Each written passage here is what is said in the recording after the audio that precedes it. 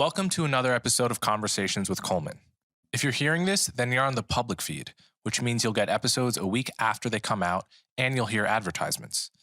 You can get access to the subscriber feed by going to colemanhughes.org and becoming a supporter. This means you'll have access to episodes a week early, you'll never hear ads, and you'll get access to bonus Q&A episodes. You can also support me by liking and subscribing on YouTube and sharing the show with friends and family. As always, thank you so much for your support. This episode is a recording of a live event that I did with Jonathan Haidt, Greg Lukianoff, and Ricky Schlott. Jonathan Haidt is a professor at the NYU Stern School of Business. He's also the co-founder of Heterodox Academy, which I once wrote a blog post for back when I was probably 21 years old. And he's the author of many books, including The Happiness Hypothesis, The Righteous Mind, and The Coddling of the American Mind, with his co-author, Gregory Lukianoff. Greg is the president of FIRE, which is the Foundation for Individual Rights in Education and probably the preeminent defender of free speech on college campuses. He's also the producer of several documentaries about free speech, and he's a trained lawyer. Ricky Schlott is a columnist for the New York Post, a fellow at FIRE, a contributor at Reason Magazine, and the host of the Lost Debate podcast. We all discuss what has changed since John and Greg published The Coddling of the American Mind back in 2018. We talk about the effect of social media on political polarization and mental health. We discuss John's recent viral Atlantic essay called Why the Past 10 Years of American Life Have Been Uniquely Stupid, and lots of other related topics. Unfortunately, because of the constraints of the live event, this is a shorter podcast than usual, but I'm getting John back on the podcast very soon to have a full-length discussion about all this stuff. So without further ado, John Haidt, Greg Lukianoff, and Ricky Schlott. All right. Thank you guys so much for coming. I'm really excited to talk to the three of you. And I won't introduce you again since you were already introduced. So let's just get right to it. So it's been 4 years since The Coddling of the American Mind was published, almost 4 years. And my question, and I really don't have an answer to this, I'm curious what both of you think, and then we'll get to Ricky in a moment. Have the problems you described in that book gotten worse, better, or stayed the same in the past 4 years? Okay, well, I'll start. The progression has been very similar since 2015. When Greg came to me in May of 2014, came to me in May of 2014 and said, John, this weird stuff is happening. We'd met actually at Jerry Orstrom's apartment, and this weird stuff is happening on campus, and he told me his idea, and I thought it was brilliant because I just began to see it at NYU as well. Students acting as though words and speakers and ideas are dangerous, violent even, and it was beyond our comprehension. We couldn't understand it, but Greg had this diagnosis. Anyway, so we wrote up the article, The Coddling of the American Mind, and people said, oh, come on, you're cherry picking. This is just a few examples from a few colleges. This isn't anything real. So that's August of 2015. 4 months later, at Halloween, boom, everything blows up. But people still say, well, okay. So it's not cherry picking, but it's just college. And, when they got into the real, they can't do this at Goldman Sachs. They can't do this at Google. So, it's just college kids. So, well, okay, we'll see. And then boom, as soon, as they begin to graduate, as these trends go national, and actually the exact same stuff was happening at the same time in Canada and the UK as well. So it's always been this thing of we've been sort of ahead of the curve because Gen Z were the canaries in the coal mine. What I've been writing about is how social media has transformed social relations in ways that make it toxic to institutions and young people in particular. It's dissolving everything, but it first hit Gen Z. And so the problems were first found on campus, but they're spreading out and out and out. So when Greg and I wrote our book, Greg came to me and said, we got to turn this into a book. This problem is just getting worse and worse. And when we wrote the book, we were going to have a chapter on this problem in the corporate world. But at the time, it was just anecdotes. This is 2017. We're beginning to hear about this in the Google memo and all kinds of stuff. But we don't have data on it. It's just anecdotes. So we have to lock down the book. It comes out in September of 2018. And then right then, it's like, boom, everywhere in the corporate world. So the answer is it's gotten worse in every dimension, in every place we look, and internationally. Yeah. Yeah, what I've seen since 2020, there were previous, bad spots for freedom of speech on campus in my experience. 2007 was really bad, but that was all administrator driven. 2015 was concerning because there was, 100 campuses across the country that included activists demanding that student newspapers be shut down. Of course, there was the Christakis event. There was also Dean Spellman, being forced out, in very, kind of shocking incidents. And 2017, we saw violence for the first time, but I have never seen anything as bad as things got in 2020. We went from, a busy year at FIRE is 1,000 case submissions. We got 1,500 during a time when 80% of campuses were closed. We started actually tracking the number of professors getting in trouble. We're now almost at 600 professors targeted by usually students at this point to be fired or punished in some way. Of those 600, and the 600 is since 2015, about 400 of those are just since 2020. I'd say about 3/4 of those, the professor gets punished in some way. About 1/5 of the time, the professor gets fired. That includes 30 tenured professors fired for what they said or their research, which up until 10 years ago, from my lawyer standpoint, that was impossible. And it's happening pretty regularly now. And so it's amazing. And of course, you have people throw up these arguments that this isn't really happening, cancel culture isn't real. And they make arguments like, oh, but there's 6,000 schools. This is a drop in the bucket. And it's like, no, there are about 600 schools that 80% of four-year students attend. But when you look at like my alma mater, Stanford, 20 attempts to get professors fired. And that's not even counting students. So it's really, it's been the most disheartening 2.5 years of my career. Okay, let's get Ricky in on this. Yes. So before the podcast started, we were talking about the fact that you read Coddling of the American Mind. Was it in 2015 when you had just enrolled? It was in 2018. It was the fall of my freshman year at NYU, and I had just gotten to campus. And in my orientation, they said, here's your NYU ID card. On the back, here's the infirmary, the emergency hotline, and here's the bias report hotline. And all of a sudden, speakers are getting shouted down on campus. I started hiding my Thomas Sowell books in my dresser just in case anyone saw them. And so I was in the city alone. I was very concerned by what I was seeing socially, and I felt very isolated. And then I found this book, and I was like, wow, I'm recognizing all the symptoms here. And here are two experts that are really finding the root causes. And I was just so blown away and so comforted by this explanation. And unfortunately, as they're saying, I've seen everything get worse and worse and worse. But they were obviously just so ahead of the curve in recognizing these trends. So when I was at Columbia, my friend had a picture of Reagan on his wall. And if he went out on a date and the date went well and a girl wanted to come back, he would turn the picture over. And then if she wanted to go on a second date, he would consider turning it up. And by a third date, he would say, okay, there's actually something here. Let's see how it goes. Love it. That's actually not a bad strategy for employment either.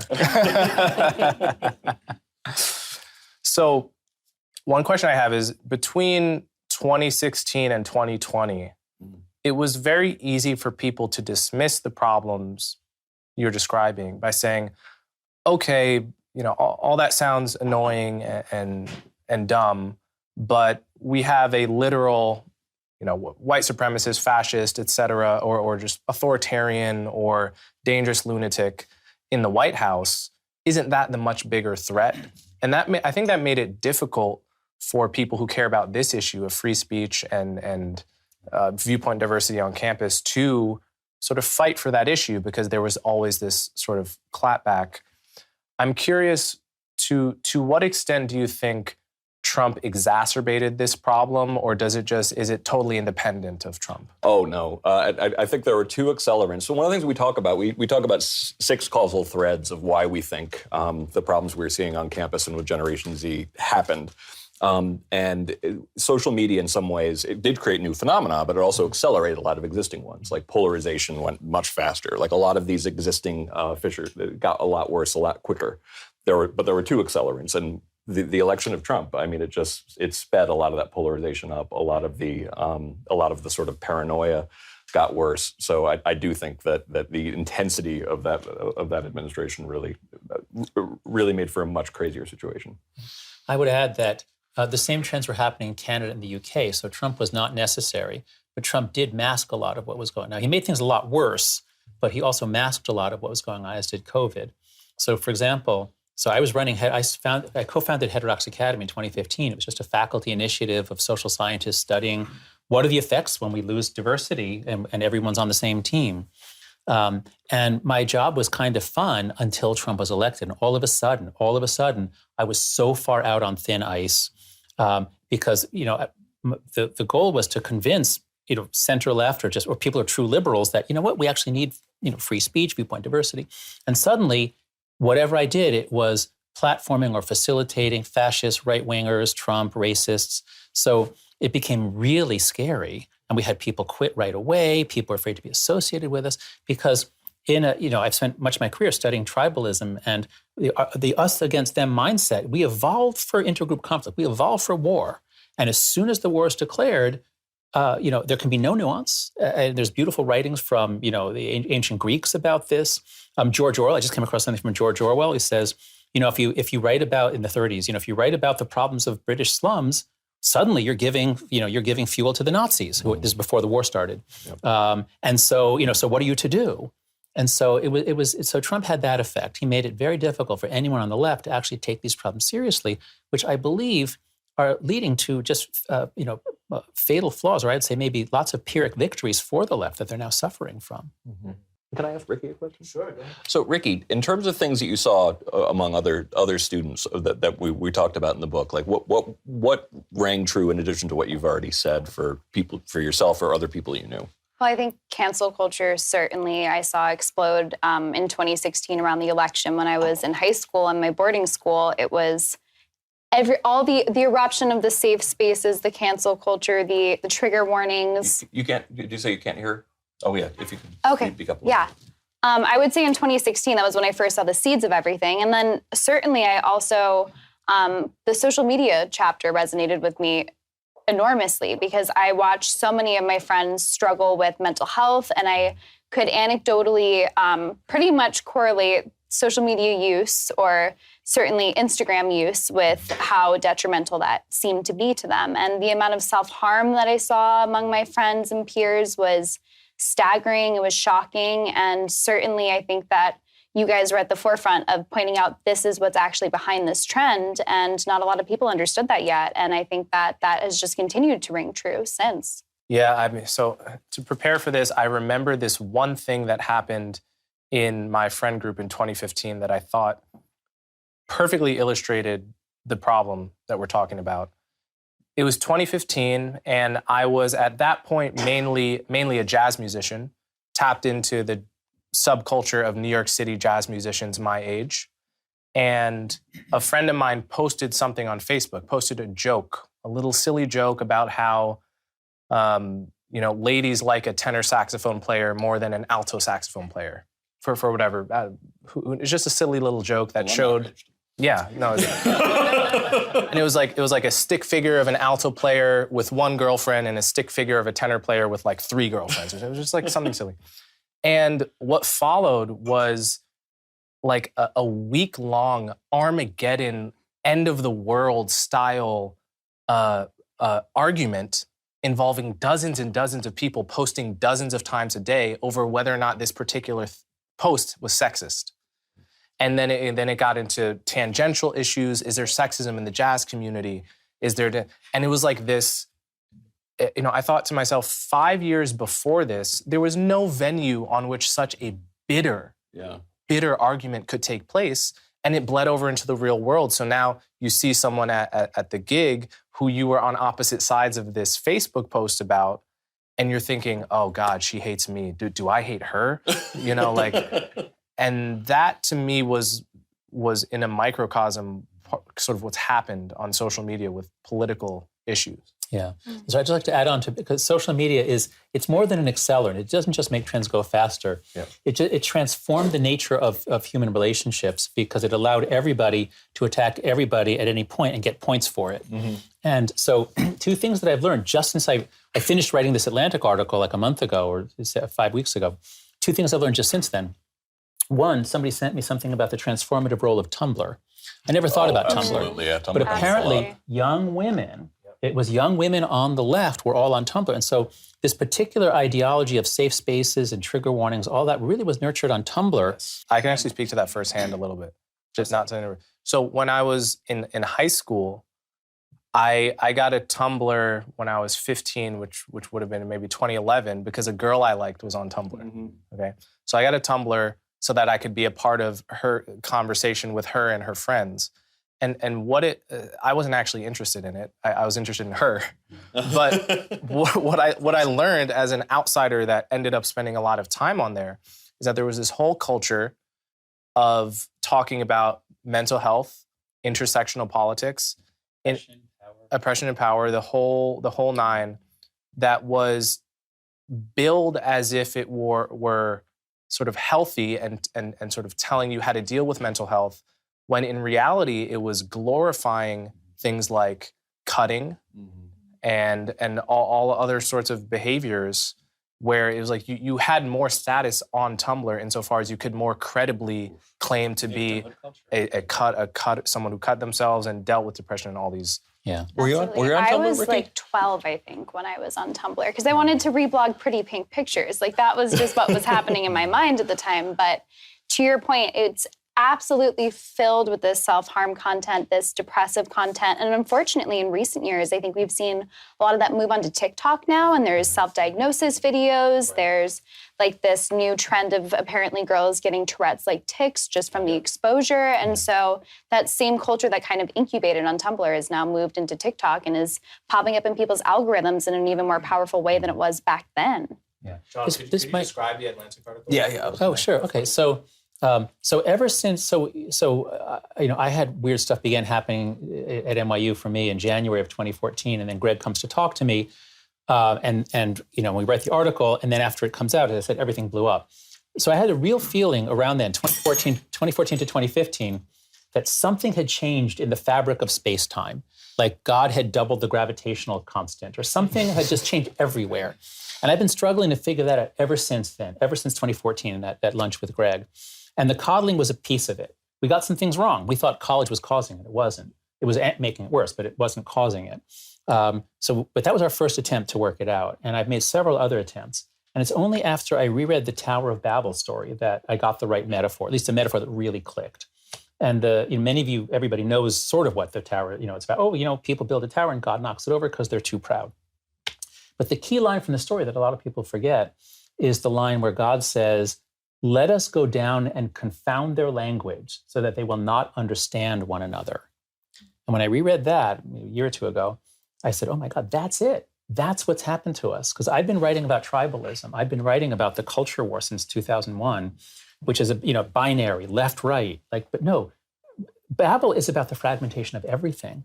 It turns everybody against everybody. And so a lot of our problems go back to, cable TV and Fox News and various media outlets in the 90s. That begins the fragmentation. That can breed distrust, and that can breed conspiracy theories, but it doesn't turn us all against each other, and it doesn't make us hate and fight everywhere all the time. That's Babel, where we're all divided. And so I was just trying to develop that metaphor and how, in a sense, we rebuilt the tower. Technology in the 90s, the fall of the Berlin Wall, and we can all be united. And this is only the beginning of what we will do, to quote the Bible. And the peak year when we just about finished the tower, rebuilding it, this human accomplishment, is 2011, when it's now clear it begins with the Arab Spring and it ends with Occupy. And this is the final triumph of democracy. Everyone has a voice. What dictator can stand up to this? This is also the year when Google Translate is now widely available on all phones. So literally the curse of Babel, the division of humans into multiple incoherent languages, is ended in 2011. It's been downhill ever since. That was the high point. It's been downhill ever since, with a sharp fall off in 2014. So that's what That's what the Atlantic article is about.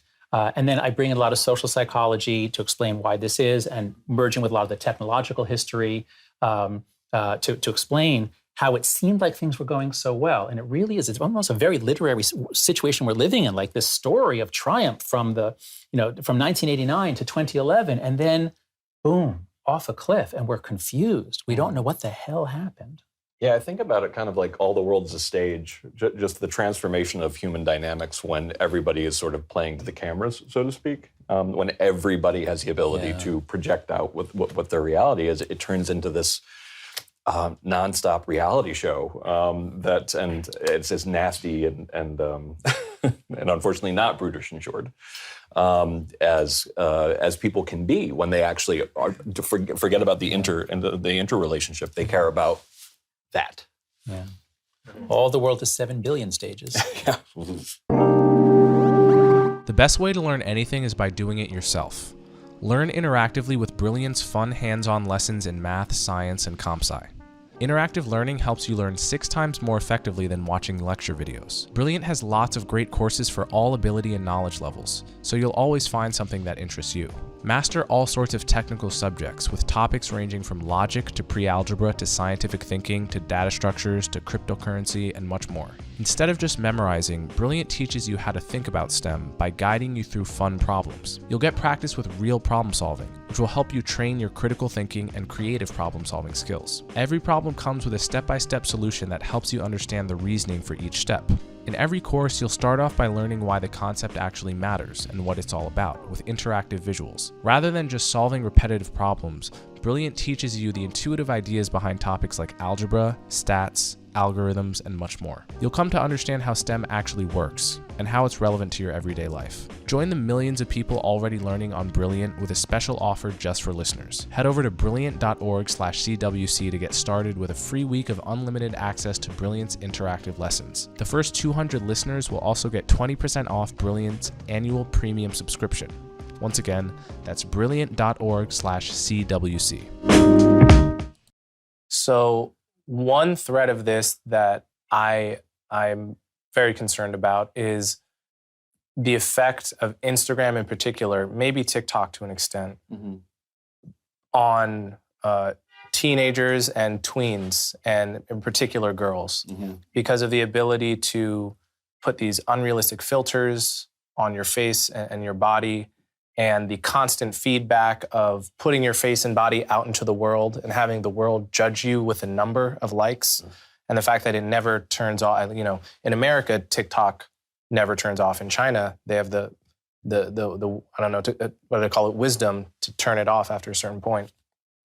So this is something I'm concerned about, but there have also been studies that have found fairly small effect sizes when looking at the overall correlation. So is this a case where there's a concentrated effect on a small subset of the population? And how do you parse this research?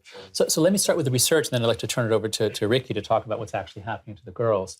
So many people have heard that the effect size of social media on mental health is small. You might have heard it's no larger than that of eating potatoes or wearing eyeglasses, because it comes from one study in 2019 that did a big advanced statistical analysis on 3 large data sets.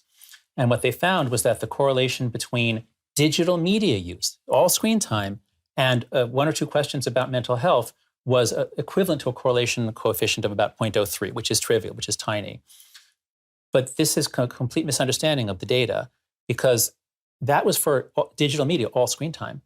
And in their own data, the effect for social media was more than twice as large.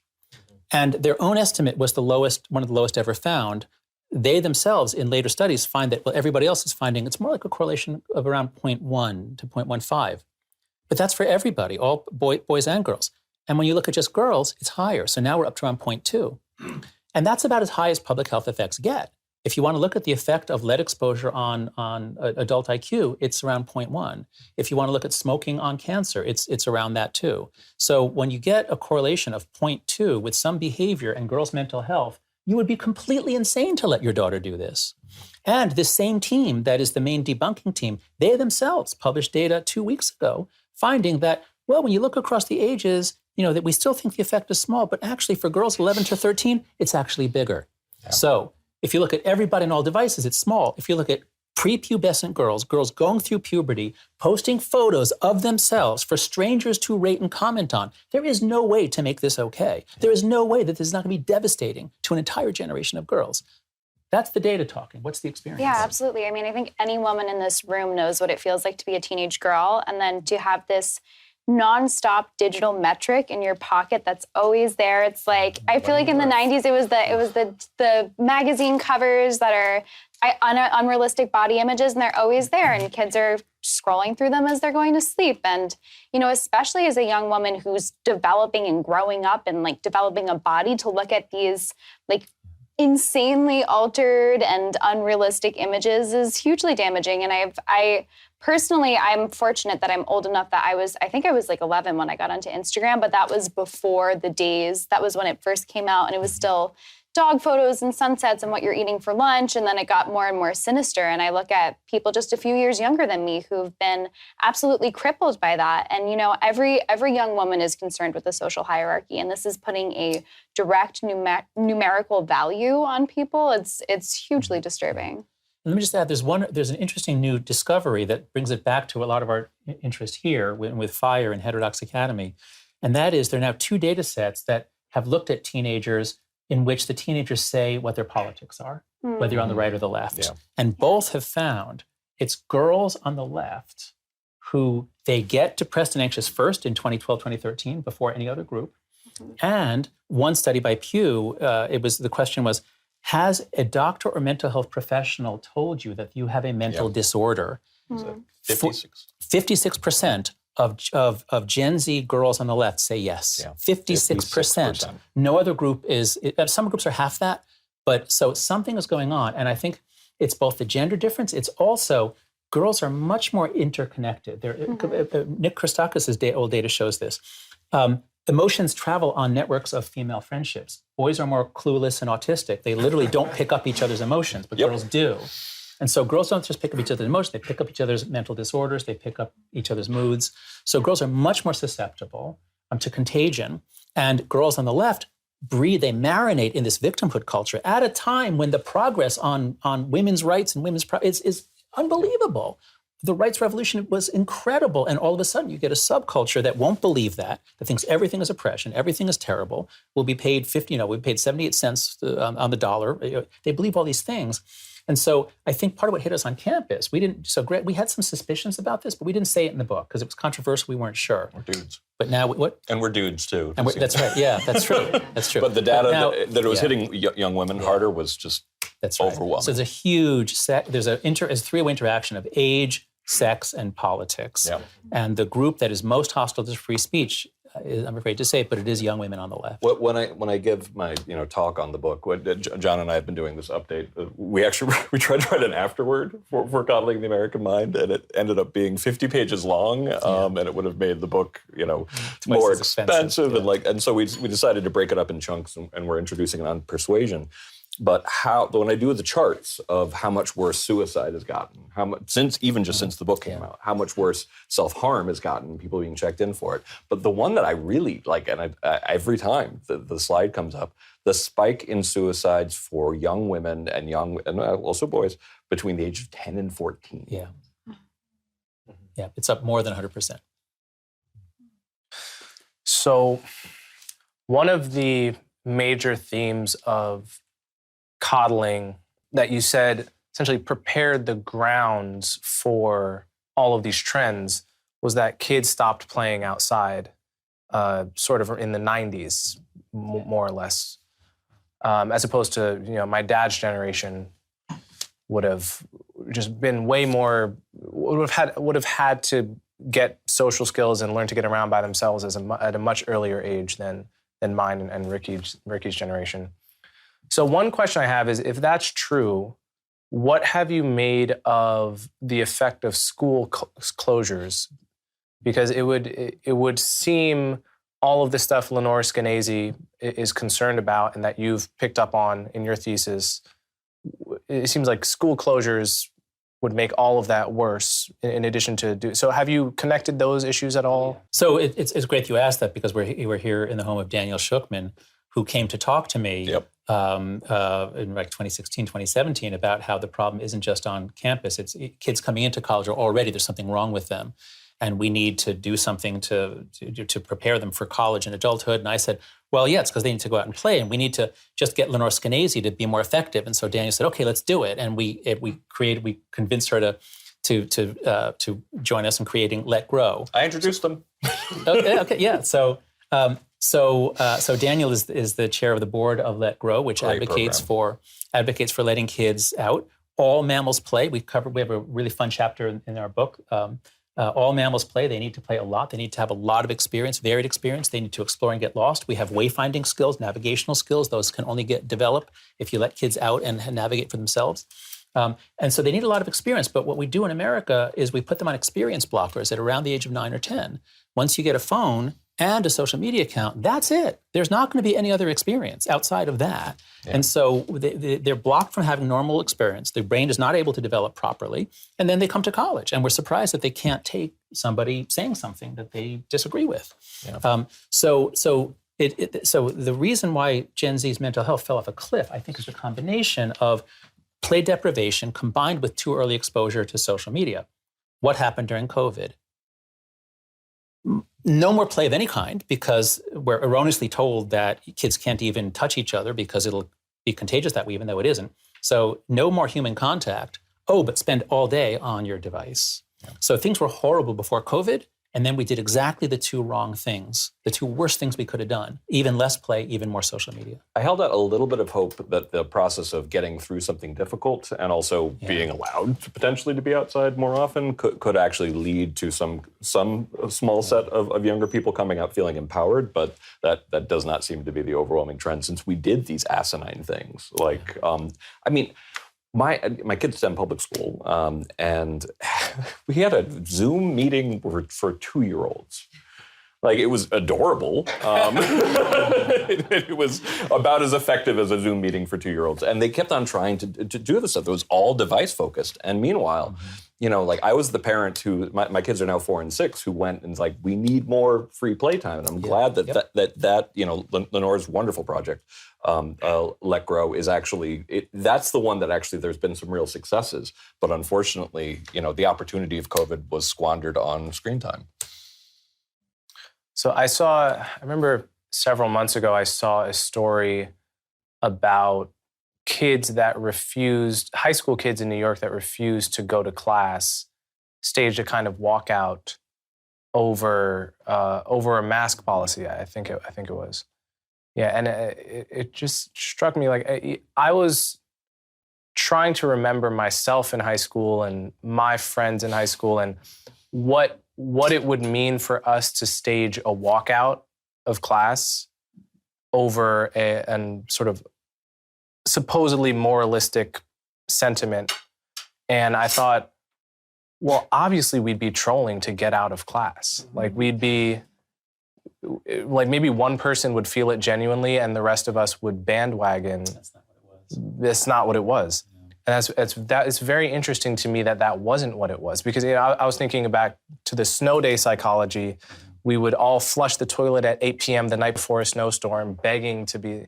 So that's the frame through which, the cynical perhaps frame through which I was looking at this. But it seemed like it was actually a deeply felt, you might call it a safetyist. You've talked about this term, safetyism psychology amongst kids. Yeah. Motives are mixed, though, and I do think that sometimes the fact that this is also a status game, that people are playing against each other, that it is a combination of deeply moralistic beliefs. And by the way, I actually get this extra benefit out of it. Yeah. But my son goes to Brooklyn Tech. He's a sophomore, and this thing happened. It was last fall, I believe, that this happened. And my son says that there is a huge political and sex difference here. So of course, girls, a lot of data shows that girls are more on the left than boys are at every age. Girls are also more fearful than boys. Girls also have moralized mask mandates more than boys. So once New York City finally relaxed the mask policy for kids who are not at much danger from COVID, my son said that he and a few other boys took off their masks. No girls took off their masks. And even now, here we are months later, the girls are not taking off their masks. I believe that the mask walkout, it was students, especially girls, who were horrified and angered and upset that they were going to have to be exposed to people not wearing masks.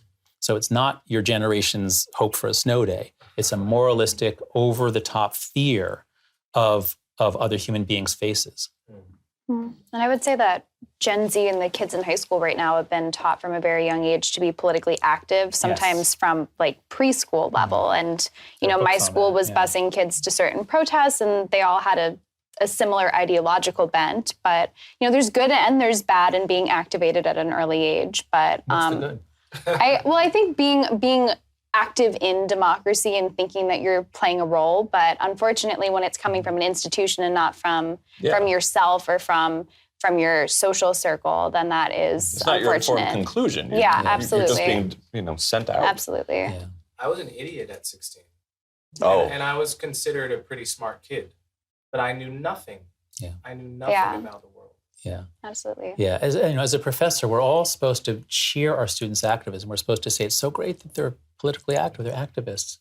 But one thing I've come to see is that the more you're in a community that's moralistic, the more you suppress dissent. And this is why free speech is so important. The more you suppress dissent, the more you are structurally stupid. That's the key idea in my Atlantic essay. Social media has not made us so stupid as individuals. Some people say it has, but my focus is it's made our groups and institutions stupid because the people who get darted, the people who get intimidated, the people who get shot at are the moderates and the leaders. Yeah. And so activist policies get pushed forward. We all know they're bad. We all know that the evidence shows they're going to backfire, but nobody dares say anything. So we keep doing. So the activists push institutions to change in ways that may be a Pyrrhic victory. But then when people go to vote, they vote out the members of the San Francisco School Board. Well, and also you end up with this epistemic crisis because, like, when you look at the things I'm seeing on campus, where professors are getting in trouble for writing an article that's cited by people they don't like, and they withdraw it. Like, I've seen more insane stuff directly related to scholarship. And if you have an environment where, the Dorian Abbott case was a very typical case that we've seen. I was actually kind of shocked at how much attention it got. But this is a guy who wrote a criticism of sort of DEI, affirmative action, hiring, basically saying we should promote on merit. And then he got disinvited from an unrelated speech on exoplanets at MIT. And I feel like, not that anybody's really thinking this stuff through. It's like, so do you think the public is going to trust experts from this institution if they come to the position that seems to be okay on campus? Basically, like, you have no reason to trust experts if you have a situation, and this is how it makes it structurally stupid. Just an additional way, that essentially, like, why are you going to trust experts unless it's actually a statement against interest? Like, the only time you're going to actually trust an expert is if they're saying something that's deeply unpopular on campus, but those people have to come to fire to keep their jobs. So I want to end this hopefully on a note of what we can do to fight these problems, right? So one line of solutions would say we have to change the algorithms that govern social media in ways that reduce their profit-seeking motives and perhaps make them in some ways less appealing to our demons and more appealing to our angels. Another line of solution would be we have to censor all the bad misinformation. And that seems to be a popular solution. And so I'm curious, in your recent Atlantic piece, John, you talk about how after the invention of the printing press, obviously there was this, bloody wars in which countless people died. But we all look back on that as a temporary disruption that we had to get through in order to get to a new normal, a new equilibrium that was actually probably better. So what is that new equilibrium that we get to with social media, and how do we get there? So it certainly stands to reason that digital technology and social media could give us forms of democracy that are far better than we have now. And that was the dream up to 2011. Taiwan is doing some very innovative things using these technologies to bring more people in, to give more people a voice. So it's possible. But we don't know. We're sort of stuck in a configuration now, and there's some other configuration that theoretically be much better than what we have now. Could we get there in 10 years, or will it take us 100? We have no idea. No idea. I don't think we're going to get there within 10 years. And I think the trends, that what we have to keep our eye on is the strength of our institutions, which are fading quickly. So Greg and I have been focused especially on universities. Now, unfortunately, because some other organizations that are supposed to be arguing for civil liberties have been falling down on the job, we won't mention names necessarily, but it seems like there is certainly a need for FIRE to expand its mission. But there's really two pieces to this. I've been totally focused on the structural piece. It was structural change that got us into this. So we need to change social media. We need to harden our political institutions. That's what I've been focusing on. But on my way up here, I was listening to a podcast with all of our heroes, Jonathan Rauch, who wrote the incredible book. Not just the book in the 90s, but the Constitution of Knowledge. That will be one of the 3 best books of this decade. And I was listening to a podcast of him with Nellie Foster, I think it was, and he was saying, sure, we need structural changes, but we have a lot of agency, and there's a lot of room for courage, because he says, they're not 9 feet tall, we are. That most Americans are sensible. Most Americans, whether on the right or the left, believe in liberty and rights and decency. And we're all cowed into submission from fear, and we've been cowering for a number of years. But people are beginning to come out of the foxhole as Trump recedes into the distance, as COVID recedes into the distance, and as the George Floyd protests recede into the distance. I think there's a space opening up for people to say, what the hell was that all about? What happened to us? And so I think this is the moment now when people have to start standing up for each other, for decency, for truth. It's hard to do. And don't try to do it on social media. Don't try to do it on Twitter necessarily. But talk to people privately, reach out to people not publicly, and you can actually win them over. You can intervene on other people's behalf. So listen to Jonathan Rauch. If you want a great book to read, The Constitution of Liberty. Constitution of Knowledge, thank you. Constitution of Knowledge, that's right. A fantastic book. And I'd love to hear, especially from Ricky. Do you see signs of your generation rejecting a lot of this stuff, or are you the only one? I think. I definitely exist in a microcosm in New York at NYU and then now Columbia, and so of course I think it's easy to see these voices in elite institutions just get amplified and feel as though that is what my generation is in its entirety. But I feel very hopeful in that my generation is twice as likely as the general electorate to be registered independents. We're much more likely to say that our political party is not defining of who we are as a person. And I think that's the result of, the first election I remember in any advanced way is 2016. And so, we all watched our Thanksgiving tables get torn apart by politics. And so why would we buy into this polarizing system? And so I think that there is a plurality of young people who are quiet, but who feel the way that I do. And hopefully we can continue to open up the culture to allow them to have a voice. Yeah. Oh, and actually, we haven't said this publicly, but here's as good, a place to do it. Ricky Schlott and I are planning to write a book. We were originally thinking about writing a follow-up to Coddling the American Mind based on the fact that we actually have someone who really had these experiences herself. But we were watching the completely insane reaction to people when the New York Times wrote that cancel culture piece, which was perfectly reasonable. All the data points to this. People are terrified of it. Basically anything you can do to prove that it's all there, just people sort of wish it away. So instead of writing, taking years to write something, Ricky and I are currently pitching a book that I would prefer to call the gaslighting of the American mind, because I think that all of us know this is happening, and I'm tired of, and it's overwhelmingly elite, saying this, that there's no problem to see here, there's no cancel culture, and really what's going on is strictly over in this other place. So we're working on a book where we're trying to give some, practical solutions, and for once and for all, say you really probably shouldn't be taking people who say cancel culture isn't real. You shouldn't really be taking them seriously anymore. Yeah, well, when you write that book, you'll come back onto the podcast. I'd be honored to discuss it. Yeah. Amazing. All right, thank you so much for doing this. Thank you. That was awesome. If you appreciate the work I do, the best ways to support me are to subscribe directly through my website, colemanhughes.org, and to subscribe to my YouTube channel so you'll never miss my new content. As always, thanks for your support.